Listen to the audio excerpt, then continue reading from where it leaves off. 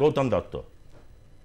না না, আমি আপনাদের এখানে যারা বসে তাদের প্রত্যেককেই আমি বলবো যে ঠিক আছে, কি বলা হচ্ছে, বাংলাদেশ সম্পর্কে আমরা যতটাই লিবারেল থাকি না কেন, আমরা প্রত্যেকে বলুন তো যে এই সমকালীন সময়ের আগে আমরা চিকেন নেক সম্পর্কে খুব বেশি কি নাড়াঘাটা করতাম, বা সেটা সম্পর্কে আমাদের খুব একটা ধারণা ছিল কি? সেরকম আমার মনে হয় বেশিরভাগেরই সেই ব্যাপারে খুব বেশি আলোচনাও ছিল না, এবং গোটা ভারতবর্ষের মধ্যে এটা খুব একটা আলোচনার কেন্দ্রবিন্দুতেও ছিল। তার মানে বাংলাদেশ ভারতবর্ষের সার্বভৌমত্বের উপর আঘাত হানবার চেষ্টা করছে। বিষয়টাকে আমাদের বুঝতে হবে।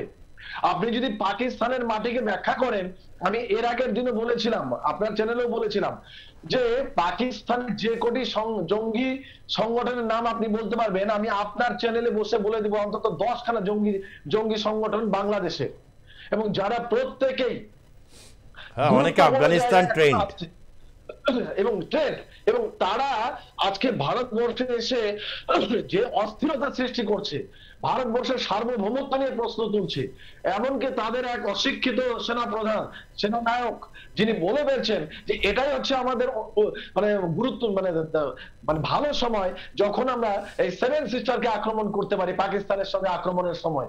তার মানে তারা ভারতবর্ষের সার্বভৌমত্বের প্রশ্নে আঘাত আনছে। সেই সময় দেশ চুপ করে থাকতে পারে না, এই বাস্তবটাকে আমাদের বুঝতে হবে।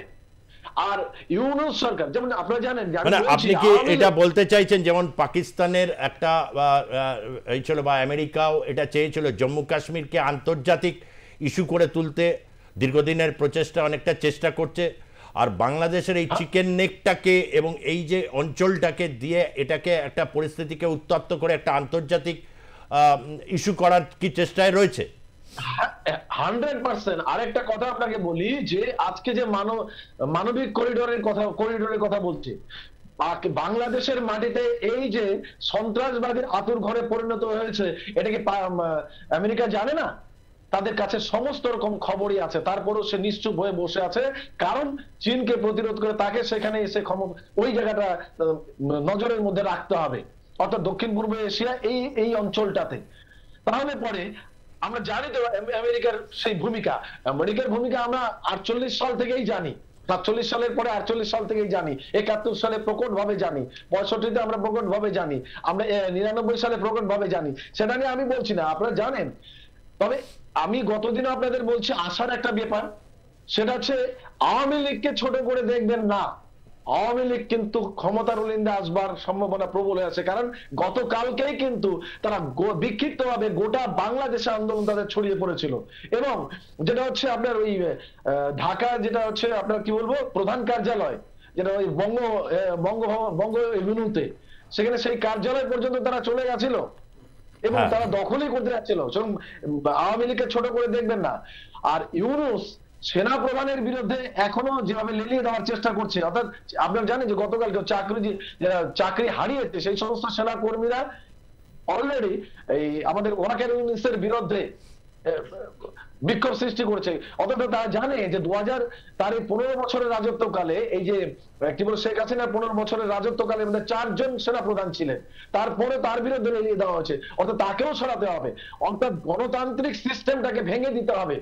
এই জামাতদের কৌশলটার কাছে আমাদের মাথা নত করলে চলবে না, এবং জামাতরা যত বেশি বাংলাদেশের মাটিতে সক্রিয় হবে, অন্তত সেখানে আনসারুল্লাহ থেকে আরম্ভ করে বিভিন্ন যে সন্ত্রাসবাদী সংগঠনগুলো, তারা ভারতে এসেই কিন্তু এই সমস্ত নাশকতা কার্যকলাপ গুলো চালাবে। এটা কিন্তু প্রধান সমস্যা। আজকে আমরা 900 কোটি জামাত তো এককালে বলাই হতো বাংলাদেশে একই মায়ের পেটের 2 সন্তান, বিএনপি আর জামাত ইসলাম, কিন্তু এখন বিএনপির পেছনে জামাতের পেছনে এই গোটা ওকে চেস করছে, গোটা বাংলাদেশ প্রায় লিজ দিয়ে ফেলেছে ডক্টর ইউনূসের। আচ্ছা গৌতম বাবু, পৃথিবীতে এরকম কোনো পুরস্কার আছে নাকি নোবেলের সমতুল্য না হলেও চলবে? এই ধরুন লিজ মাস্টার জেনারেল, আমরা যেরকম বিজনেস জগতে শুনি ওই যারা হচ্ছে কোম্পানির টেক ওভার কিং, মানে ধসে যাওয়া কোম্পানিকে নিয়ে নেওয়া যে শিল্পপতিরা নেয় তাদের টেক ওভার কিং বলে। আর এরকম লিজ মাস্টার জেনারেল যদি কিছু এরকম পুরস্কার থাকলে একটু জানাবেন, তাহলে আমরা ডক্টর ইউনূসকে নিয়ে কিন্তু ওরা বলতে পারি যে বেশ সুন্দর লালমনিরহাটটা চীন, ওই জায়গাটা এই একটা সোনার বাংলা, কত গর্বের সাথে গোটা পৃথিবীতে মানুষ উচ্চারণ করতে, একটা ভাষাকে নিয়ে একটা দেশ একটা ভাষার আন্দোলন কিভাবে একটা মুক্তিযুদ্ধে রূপান্তরিত হচ্ছে বিশ্বের রাজনীতির ইতিহাসে যা দুরূহ ছিল, আর সেই দেশটার ইতিহাস কোথায় নিয়ে গিয়ে এসে ডাম্পিং করছে। এটা নিঃসন্দেহে বিশ্বের যে কোনো গণতন্ত্রপ্রেমী মানুষ, যে কোনো যারা গণ আন্দোলনকে একটা বৈপ্লবিক উত্তরণ দিতে পারে, গুটি কয়েক ব্যক্তিত্বই পৃথিবীতে এরকম এসছেন। সেই ক্ষেত্রে বাংলাদেশও একটা সেই উদাহরণ তৈরি করেছিল। তাকে একেবারে কিভাবে একটা গাড্ডায় ফেলে দেওয়া যায় সেটা কিন্তু বাংলাদেশ ক্রমাগত দেখেই যাচ্ছে। আমি আসবো গোড়াচাঁদ মন্ডল আছেন নবদ্বীপ থেকে। হ্যাঁ বলুন। হ্যাঁ নমস্কার সুজিত বাবু। হ্যাঁ বলুন। সবাইকে আমার আন্তরিক শুভেচ্ছা এবং নমস্কার রইল। আমার বক্তব্য, বিজেপি যিনি বসে আছেন ওনাকে আমার একটি কথা বলার আছে। নতুন ভারত, হ্যাঁ সত্যি নতুন ভারত ভালোই চলছে এখন ঠাকুরের কৃপায়, তবে পুরানো ভারতও খারাপ ছিল না। বিশেষ করে ইন্দিরা গান্ধীর সময় উনিও একবার মা দুর্গা নিজে পেয়েছিলেন ওনার, এমনকি আমাদের যে অটল বিহারী বাজপেয়ীও বলেছিলেন যে ইন্দিরা গান্ধী যা করেছেন মা দুর্গার মতো কাজ করেছেন। কিন্তু এখন তো আমাদের মোদীবাবুকে সেই রকম কিছু উপহার দেওয়া হয়নি। যাই হোক, ঠিক আছে। আপনি আপনি নিঃসন্দেহে ইন্দিরা গান্ধীর কৃতিত্ব একটা ইতিহাসভাবে স্বীকৃত, সে ব্যাপারে প্রত্যেকের মতামত বহু মানুষ আছেন বিশ্বাস করেন 71 সালে বাংলাদেশ। আমরা কখনোই দেখুন ভারত একই আছে।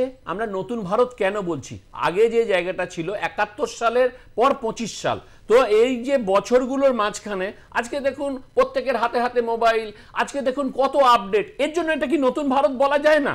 তো সেই জায়গায় তখন যখন ছিল, ইন্দিরা গান্ধীও যখন যুদ্ধ করেছিলেন তখন কিন্তু 9.5 মাস সময় নিয়েছিলেন, আর এরকে 13 দিনেই খেলাফতে। তো এইটার একটা ব্যাপার। আর একটা জিনিস, উনি যখন যুদ্ধ করেছিলেন 96,000 জঙ্গিকে মুক্ত দিয়েছিলেন, আর এখানে যখন করেছেন তো পাকিস্তানের মানচিত্রটাই পাল্টে যাবে। আর এই যে একটা কথা হচ্ছে এই চিকেন নেক্স নিয়ে, এই ডক্টর মোহাম্মদ ইউনূসের আলটাপকা মন্তব্যের জন্য এখন বাংলাদেশের কি অবস্থা? বাংলাদেশে এখন তো মানে নিজেদের মধ্যে খেয়ে অবস্থা। আজকে ধরুন যদি ওনাকে বলা হচ্ছে যে ভোট করার জন্য, উনি ভোট করতে চাইছেন না। কেন ভোট করতে চাইছেন না? তার কারণ হচ্ছে কি, এই মসনদে বসে যে ওই সুবিধাটুকু পেয়েছেন, আজকে যদি ভোট করেন তাহলে এই সুবিধা থাকবে না। এটা বাংলাদেশের অভ্যন্তরীণ ব্যাপার, সে নিয়ে আমাদের কোনো ব্যাপার নয়। আশ্চর্যভাবে আমেরিকা আর ভোটের কথা সেভাবে কিন্তু ওরকম বলছে না যে বাংলাদেশে অ্যাকচুয়ালি গণতান্ত্রিক আবহাওয়াটাকে বারবার মিস করতে চাইছে, মানে বারবার দূরে সরিয়ে রাখতে চাইছে। এর পিছনে ওই হয়তো কোথাও ধর্মান্ধ মানুষদের উস্কানি আছে, যারা হয়তো একটা ধর্মীয় একটা ওই খিলাফত বা ওই শরিয়াত ল ইন্ট্রোডিউস, এটা একটা রয়েছে লিজের একটা ব্যাপার আছে মনে হয়। এখানে লাস্ট একটা কথা বলি, বাংলাদেশের যে জায়গাটা ওই একটা বাংলায় একটা কথা আছে না, খাচ্ছিল তাতি তাঁত বুনে, কাল হলো পাকিস্তানের কথা শুনে। কেন আজকে পাকিস্তান ভাবছে, যার দুটো পা ভেঙে দিয়েছে, কোমর ভেঙে দিয়েছে, সে উঠতে পারছে না, বলছে আমি আছি। আরে তুমি কোথায় আছো? তুমি তোমার নিজের দেশেই নেই, তুমি আমার কাছে আছো। এই করতে গিয়ে বাংলাদেশের অবস্থা দেখুন, আজকের পর আপনি একটা সপ্তাহ পরে দেখবেন যে দুর্ভিক্ষ দেখা দিয়ে যাবে।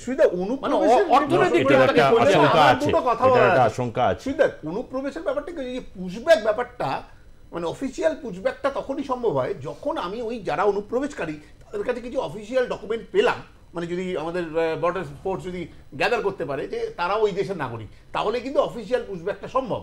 আদারওয়াইজ তাদের কাছে কোনো ডকুমেন্ট পেলাম না, তখন আমাদের ওই কুয়াশার রাত্রে অন্ধকারে তাদের একটা জিনিস এখানে পরে আমি একটা কথা বলবো, ঠিক আছে বলুন, তাদের পুশব্যাক করা হয়, আবার ওখান থেকে ঠেলে দেয়, এই কাণ্ড কারবারটা চলে। ফলে একবার ঢুকে গেলে তাদের পুশব্যাক করাটা, যদি না অফিসিয়াল মানে ভ্যালিড ডকুমেন্ট সমেত তাদের যদি আমরা ধরতে না পারি, তাহলে কিন্তু ওই অফিসিয়াল পুশব্যাকটা সম্ভব হয় না। এত দায় নেওয়াটা কিন্তু না, ওই দায়টা কেন ভারত নেবে?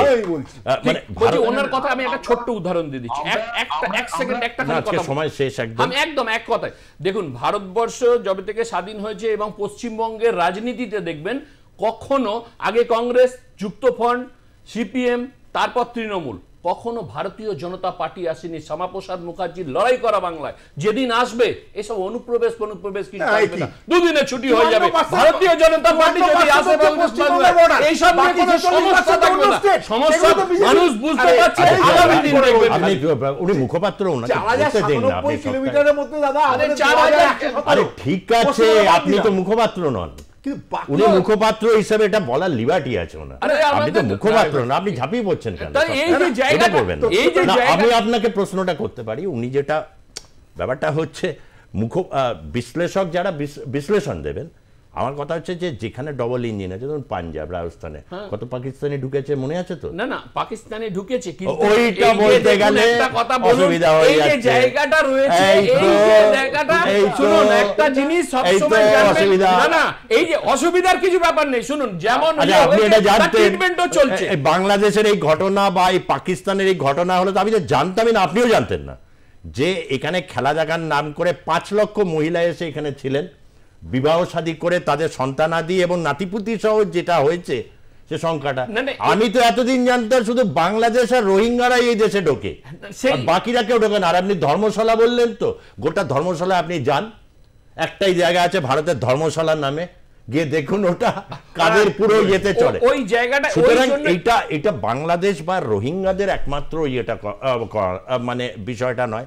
তবে আপনি ঠিক কথাই এটা যেটা বললেন, পশ্চিমবঙ্গের অর্থনীতির উপর এটা একটা ভয়ঙ্কর চাপ তৈরি করে, জনসমষ্টি বিন্যাস ঘটিয়ে দেয়, যেটা আজকের পৃথিবীর রাজনীতিতে সবচেয়ে বেশি আলোচিত বিষয় হয়ে দাঁড়াচ্ছে, যেটা হচ্ছে জনসংখ্যার ভারসাম্য পরিবর্তন ঘটানো, যেটা এক বৃহত্তর আফ্রিকার দেশগুলোর কি এক ধরনের পরিস্থিতির শিকার হয়েছে। আর বিভিন্ন দেশগুলো জঙ্গি সন্ত্রাসবাদের শিকার বিভিন্ন দেশ হয়েছে। আর জনসংখ্যার ভারসাম্য চেঞ্জ যদি হয়, সেটা যে কি পরিণতি, আমরা এই ধরনের কোনো রক্তক্ষয়ী কোনো পরিস্থিতির একেবারেই মুখোমুখি হতে চাই না। তাই এই পরিস্থিতি কীভাবে, তার জন্যে সব পক্ষকেই অত্যন্ত দায়িত্বশীল একটা ভূমিকা নিতে হবে। আর না হলে যারা দায়িত্বশীল ভূমিকা নেবেন না, তাদের জনমতে কিন্তু চলবে হচ্ছে মৌখিক প্রহার।